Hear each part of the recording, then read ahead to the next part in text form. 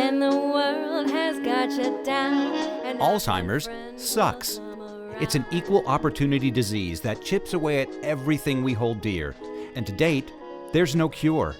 So until there is, we continue to fight with the most powerful tool in our arsenal, love.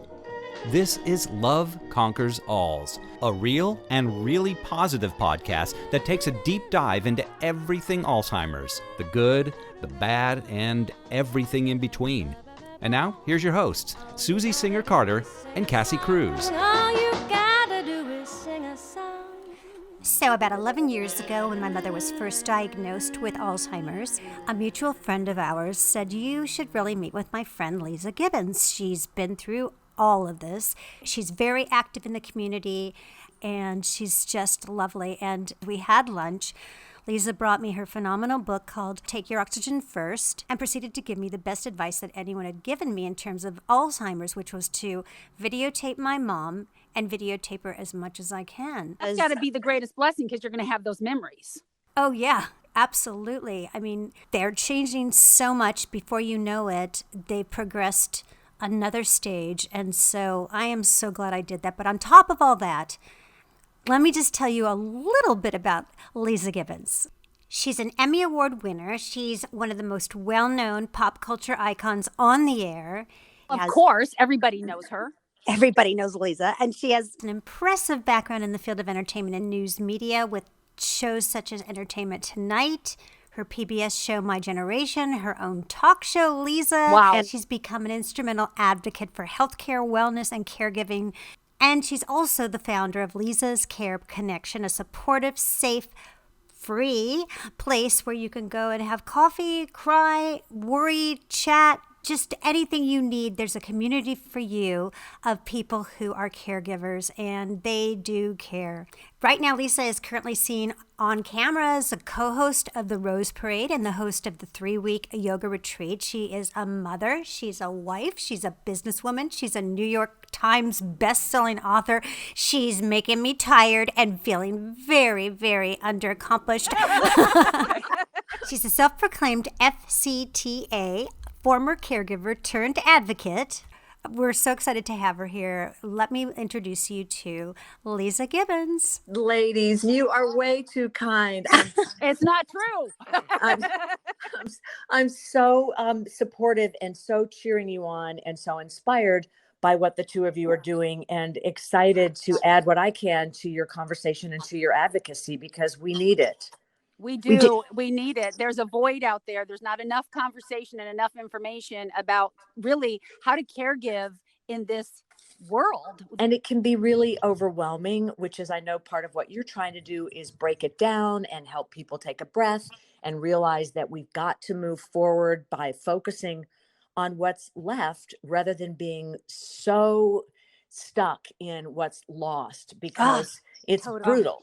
It's really brutal. And, you know, that's why I started Leezas Care Connection. I was where you both have been. This person that I loved so much, my mother, was battling this dark thief, and I didn't know what to do. So for me, being able to jump into action and focus my grief and my sadness and my sense of helplessness in some direction really saved my life. Saved my sanity. And anybody that's facing this right now can understand you do feel like you're going to break. Totally. I can't agree with you more, like 1,000%, Leeza, because now I know all these almost a decade later, or more than a decade later, with all the advice you gave me when you had cared for your mother, Jean, and I was thinking, this is not going to happen to me. Like, I couldn't imagine what you were saying was going to be true. I just couldn't. I couldn't even fathom that my mother would be going down that slippery slope of a place that was so frightening to me. And it's really what motivated me to make my film as well, My Mom and the Grill, because I realized that if I don't connect to the positive, the alternative is a very, very dark place to be. Well, our brain wants to protect us. And I love that you instinctively you moved forward with what you knew. You knew how to tell stories. You knew how to make films. You knew how to connect. And you move forward with that. And that's how all of us get through anything. We start kind of where we are with what we have. And it's really important that people who have a story, and that's everybody, that we join hands and join forces and realize the value of that story. But I love what you said, Susie, that you couldn't fathom that your mother was going to go there. We can't imagine, because we're programmed to think that our moms are going to live forever. The people that we love are going to be in our lives forever. And we just can't quite allow ourselves to see this decompensating and this disappearing and this dance with a stranger that will soon be ours. It's so true. I remember you telling me, take those videos, because before you know it, it's another chapter will be gone and gone and gone. And I thought, you're right, because my mom was such a force. She was she was a firecracker, and I thought there's no way. I thought I was going to talk my mom out of it, frankly. I thought I was going to cure it. This is what we do. I thought, well, I'll just, put my head to the grind, sort of meet enough people. We're just going to figure the darn thing out. Me too. Yeah. You and me, we're like soul sisters that way. I was like, God damn it. This is my mom. I'm going to make her, we're close. She's going to get this. We're going to conquer this, Yeah, but you learn. And honestly, someday we will. And slowly but surely, we're beginning to strip away at this mystery. But the brain is such a conundrum. And while we are waiting on cures, which many people think will come in the form of something like a cocktail, like we have for AIDS and other other diseases, while we're waiting on that cure, we really have to focus on care. So we've got 40 million caregivers. We are the healthcare system. All the candidates are talking about universal healthcare. Okay, great. But guess what? We're delivering it every day. The moms, the husbands, the wives, and the sons and daughters, we're out there showing up on the front lines. And just like, firefighters and first responders run towards the problem and towards the burning building, that's just what we're doing. And it is nothing short of heroic. And we need more. Thank you. You're right. And we need more. It's even with 40 million of us, there's not enough, because the care is relentless. And what did you do about that, Leeza? How did you handle it? How did you deal with it? I kicked and screamed and was reluctant and tried not to be recruited into this army at first. And once I was able to kind of see my reality and reframe what I needed to do, I just went about the business of becoming radically resilient. If there's anybody that can build tomorrow with the broken pieces of today, it's caregivers, because they have to do it. And the reason why we started our foundation was because we thought, what can we do while we're waiting on these cures? If we can't yet fix the disease, we can fix the fact that many caregivers are dying before their diagnosed loved ones. That's how incredibly overwhelming compassion fatigue really is. So the conservative number is 30% will die before their loved one. Many people say it's much higher than that. It is such a crushing negative effect on your system, on your immune system, psychologically, physically, emotionally, financially, spiritually. You begin to unravel. After a while, you're just getting by. And if you're not replenishing and refueling and resetting yourself, which sometimes means today was awful, I really effed up today, tomorrow I get another chance. Learning to let go of all of the things that went wrong is what I mean by being radically resilient. It's a new way of having different expectations for yourself, because 10 years is the amount of years that you will erase from your own life. Wow. Because you are a caregiver. We can change that. I never heard that term, compassion fatigue, and it resonated so much for me. And I feel like, they call us the sandwich generation, because we're stuck between our children and our parents who are ailing. And then I think I'm now like I'm like a club sandwich. My daughter just had a baby. Oh, that's wonderful. Congrats. Thank you so much. There's a little bit of caregiving going on with the baby. She'll be fine. But, when you say compassion fatigue, I see it in my daughter, and then I see it. And I see it in you, Susie. Right? She sees it in me all the time, because I'm like, you need to take a break. You need some food. Oh my God, breath. Leeza, when I read that, it bumped me exactly, where I live right now. And I think I've got to represent so many people because I realize, and my daughter watching her having her compassion fatigue, like she literally calls me and says, "Mom, I don't know what to do." And I think it's so important to talk about it. So I'm glad that you are bringing it into the zeitgeist. And I want to talk about your book about take your oxygen first. Could you, because that's exactly what we're talking about right now.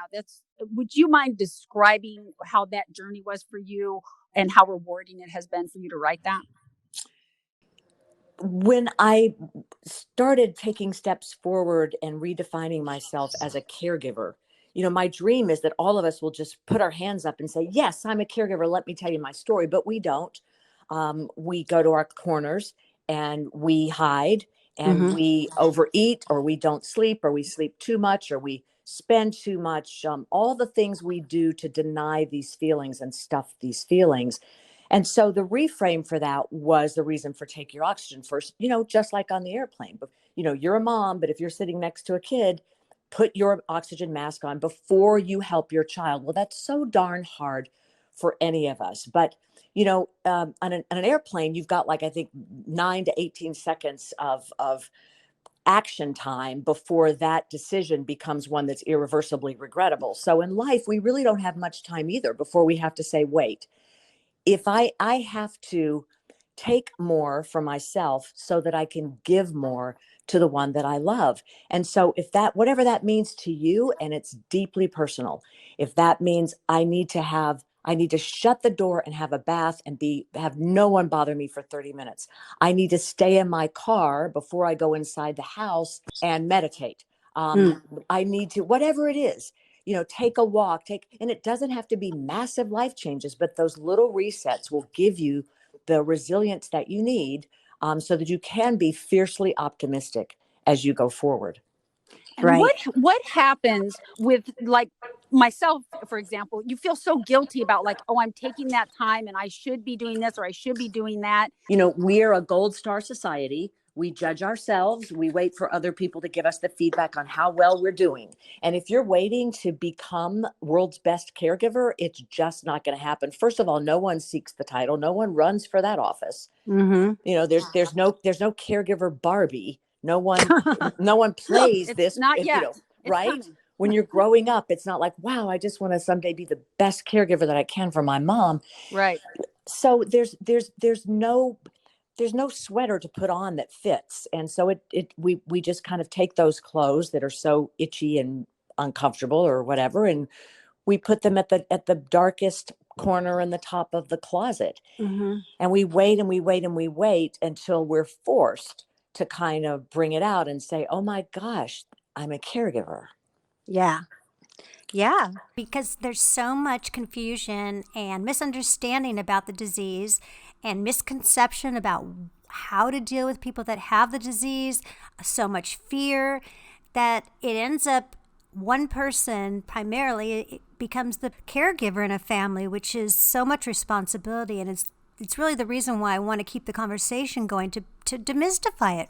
Well, you're so right. And when you say there's usually one person, that is both a blessing and a curse. And it's usually a daughter, not always. There are the average age of a caregiver is 49 years old, but there are lots of millennial caregivers. There are lots of caregivers that are obviously much older, but it's usually a daughter. And in families where there are siblings, there's so much time spent being hurt, angry, resentful of the other siblings that aren't showing up in the way you think they should, or the way you want them to, or the way you think mom or dad would want and expect them to. But as soon as we can acknowledge that we all have different limits, we all have different capacity to deal with our grief and our pain, then the sooner we can kind of get on with doing what needs to be done, because families waste a lot of time with the infighting that just creates more guilt and delays the grief.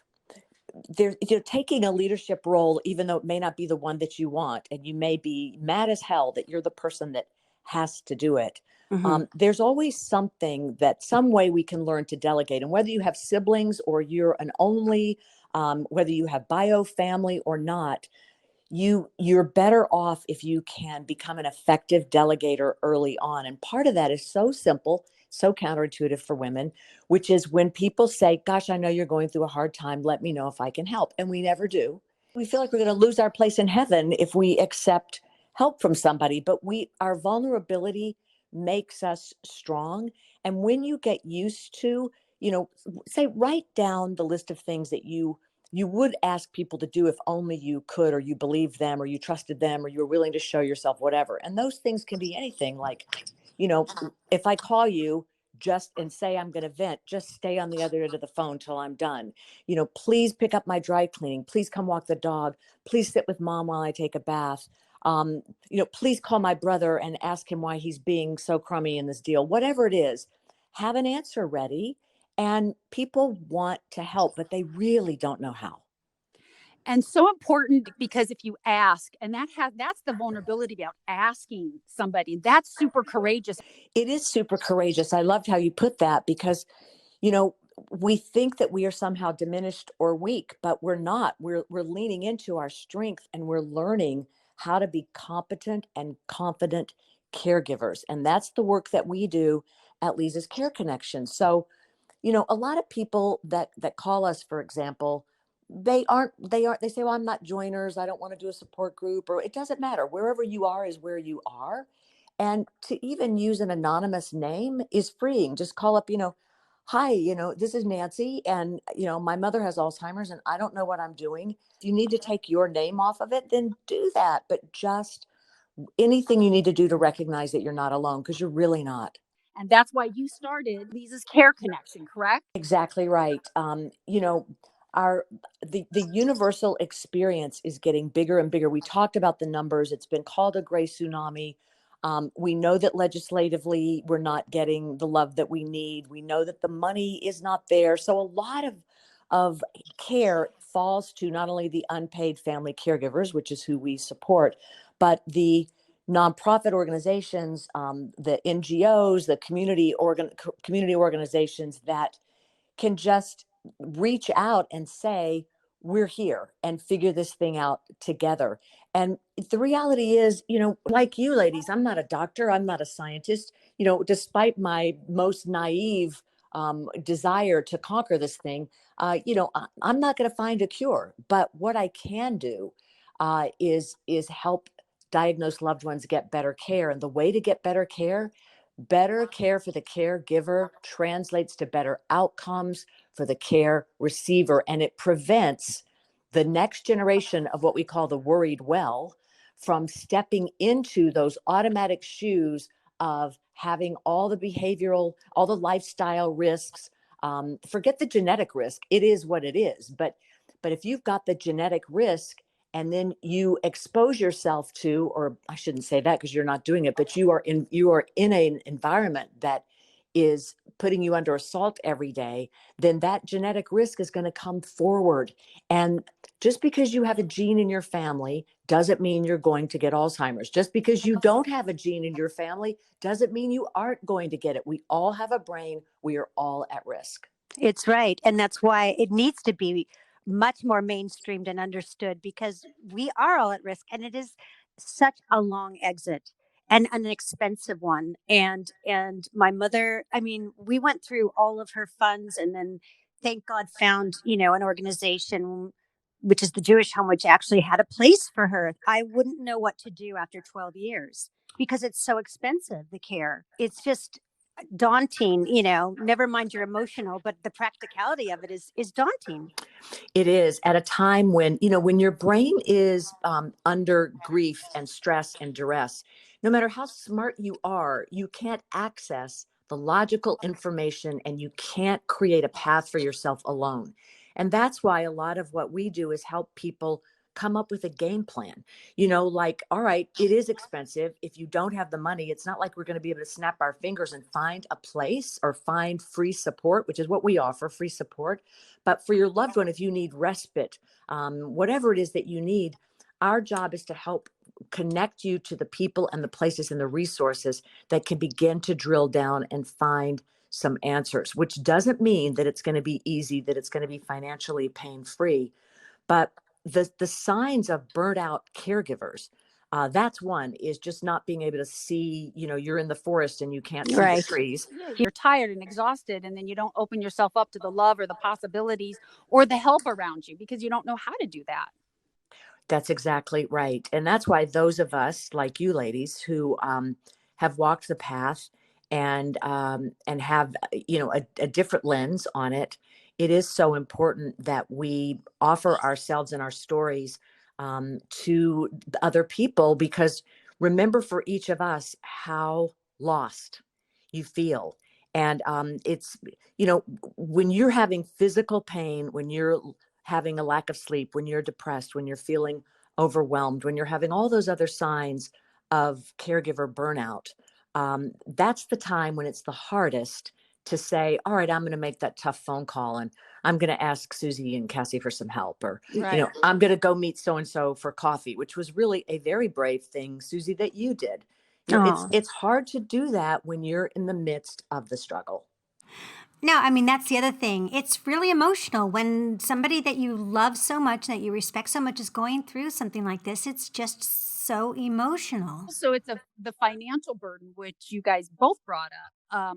Lisa's Care Connection, that's free of charge. Yes, our services are free. We have respite. So if you are taking care of your dad and you want to come in for a support group, or you want to come in for an education class, or you need to come in and meet with one of our resource specialists, we have people that are trained to take care of your loved one while that's going on.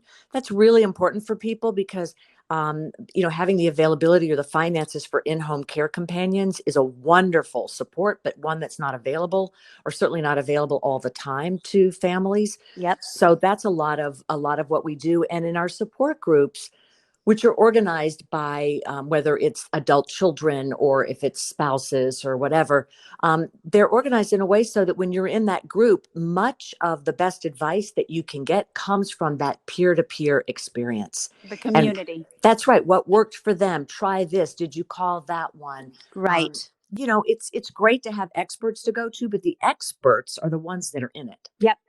And your location is? We are in Burbank, which is my home where I live, and in California, in the LA area.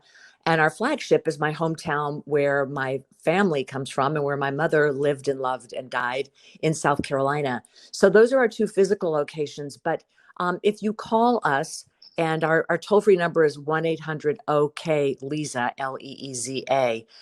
We can help you no matter where you are. We can help you at least get a handoff phone call in the right direction of someone that can figure this out for you in your neighborhood.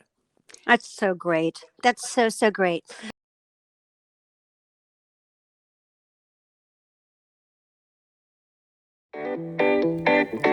This is Don Priest, beloved producer of Love Conquers Alz. Hey, if you've been thinking about starting your own podcast, stop thinking and do it. Buzzsprout is hands down the easiest and best way to launch, promote, and track your podcast. Your show can be online and listed in all the major podcast directories like Apple Podcasts, Spotify, Google Podcasts, and more within minutes of finishing your first recording. Buzzsprout is passionate about helping you succeed. So join Love Conquers Alz and over 100,000 podcasters already using Buzzsprout to get their message out to the world. And now, back to Love Conquers Alz.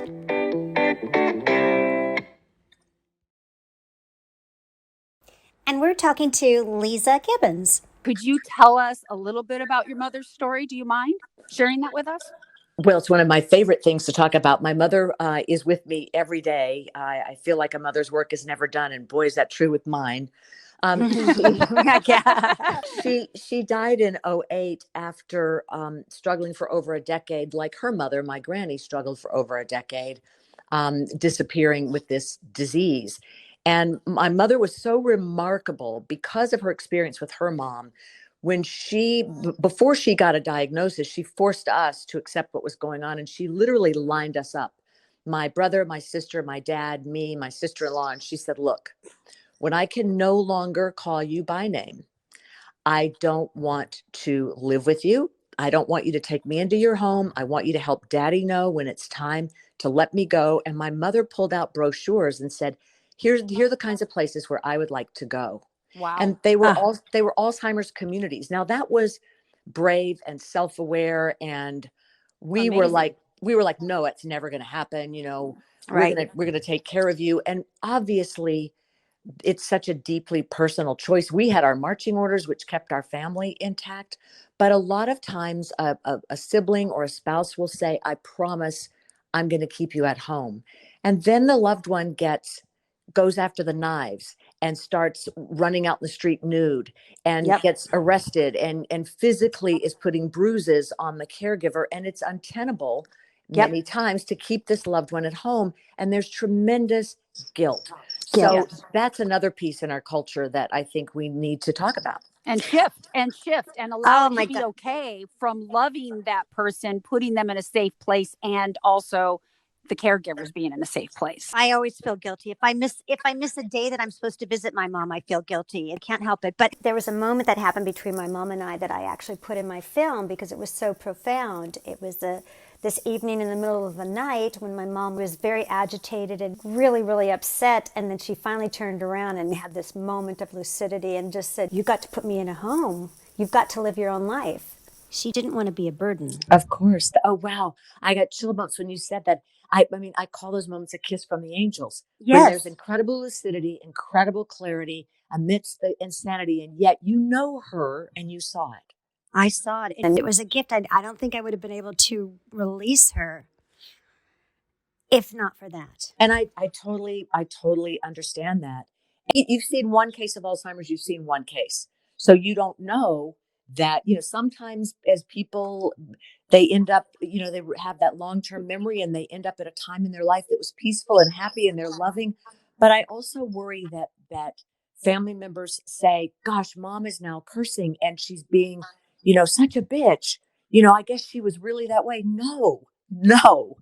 That is the disease talking. This is eating away at your loved one's brain and taking all of those memories and deposits and synapses and things that make sense, and they're jumbled up. It is not that your loved one is suddenly violent and horrible.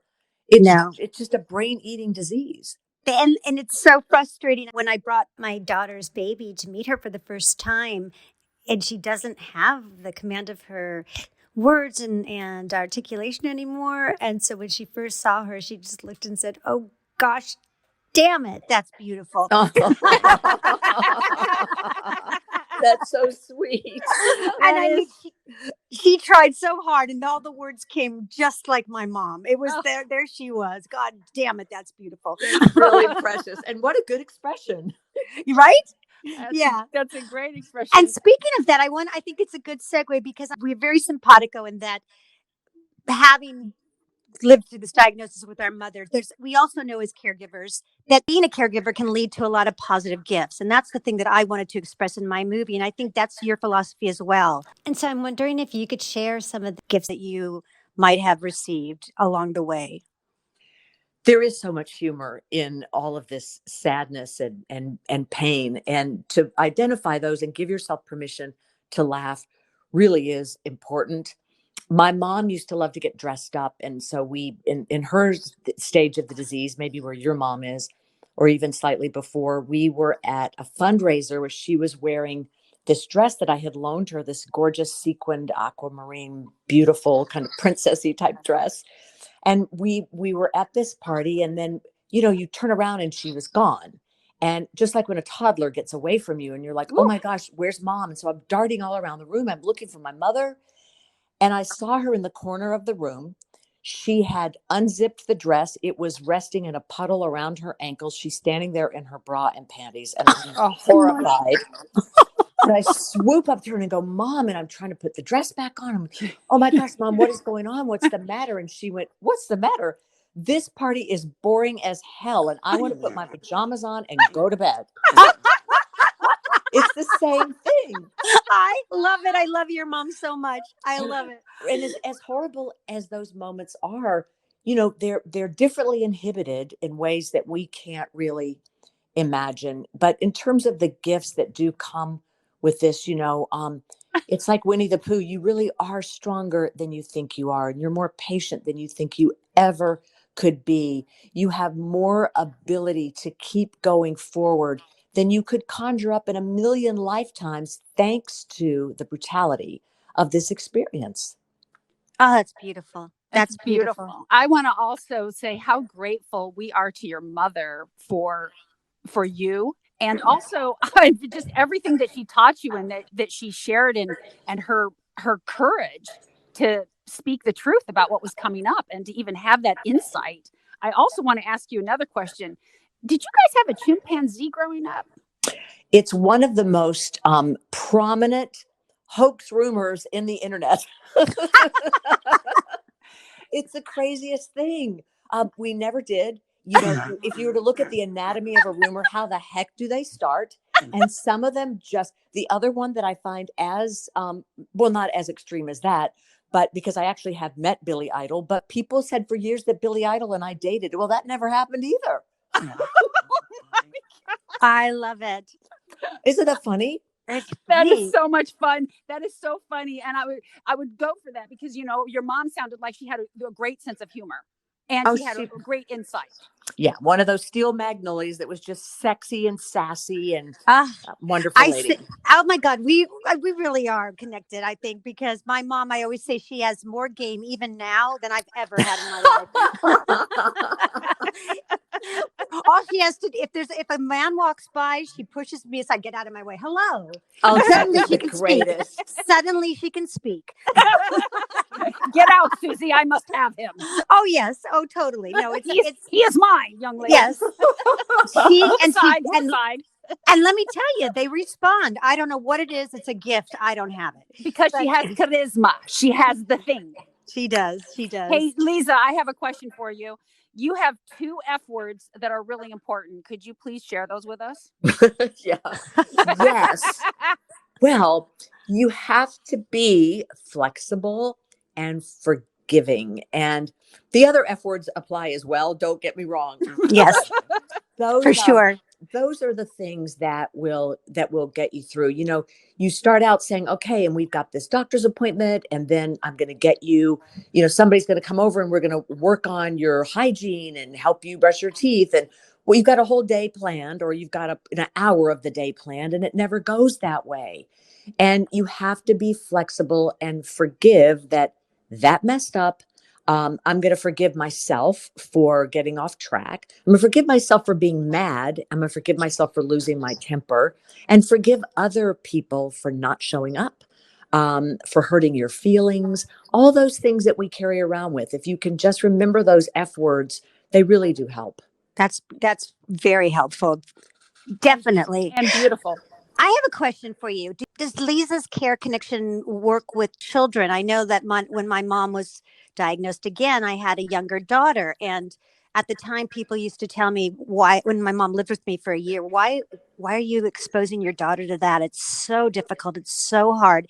And Lisa, our mutual friend who introduced us, who is a doctor, an endocrinologist, said to me, "Are you kidding me?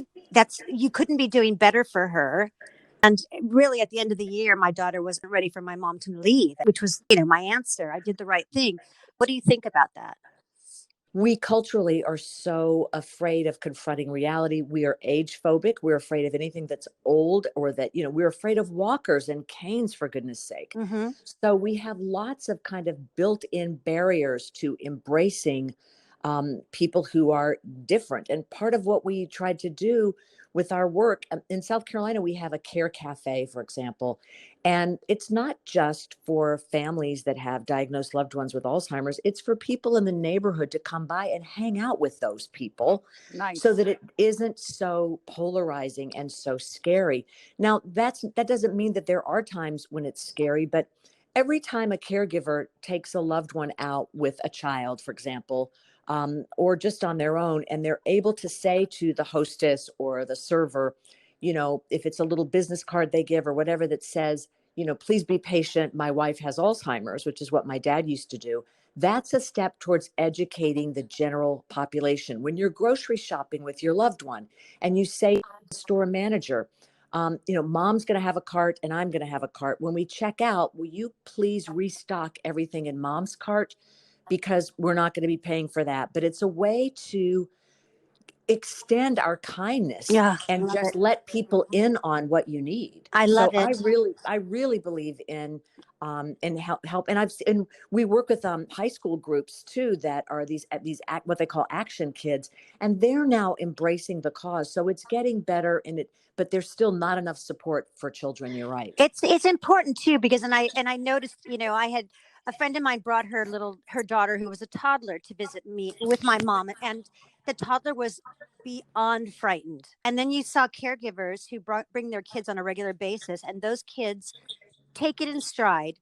Hey Jack, what can I get for you? And Jack is, having an agitation fit in the corner, right?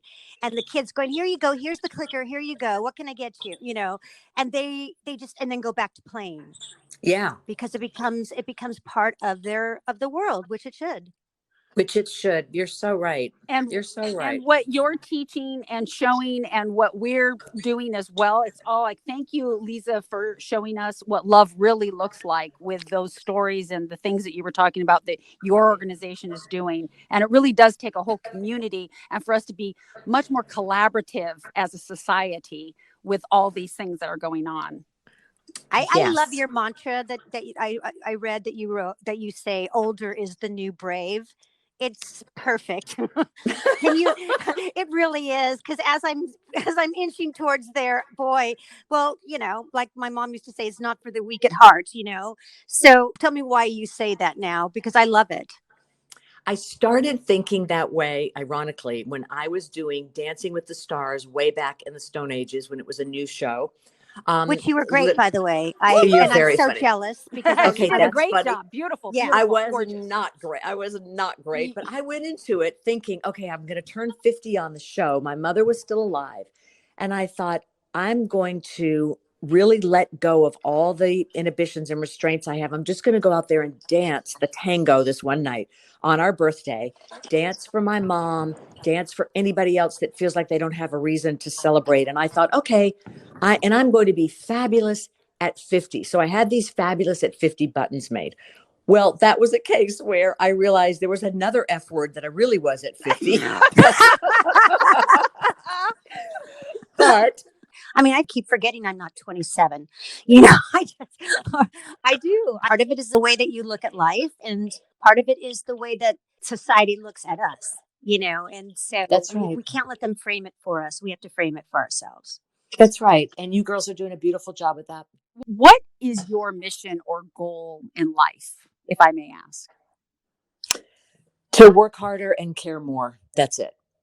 You're so wonderful. You're awesome, and we appreciate you so much. We really do. I appreciate the two of you. It's what we have just done and what you guys are doing with your Love Conquers Alz is so important, because that is the emotional salve that we need, to apply daily to our wounds of going through this disease. And I'm very grateful to have a chance to share love and laughs and information, and really just that message that we can be empowered even as we feel like, all hell is breaking loose. 100%. And do take advantage of Liza's Care Connection. They have so many resources, and if they don't have something, they'll find it for you. Thank you. Yeah, so we're lizascareconnection.org.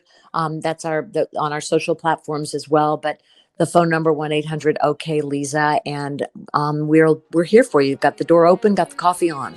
Your mom did a wonderful job. Thank you, Mother. I'm going to pass that along to my children that you said so. I know, right? Yes. Liza, we're just so happy to have had you. A great pleasure. And of course, we thank you, our listeners, and we hope that you liked our show. Remember, love is powerful, love is contagious, and love conquers alls. All you gotta do is sing a song. All you gotta do is sing a song.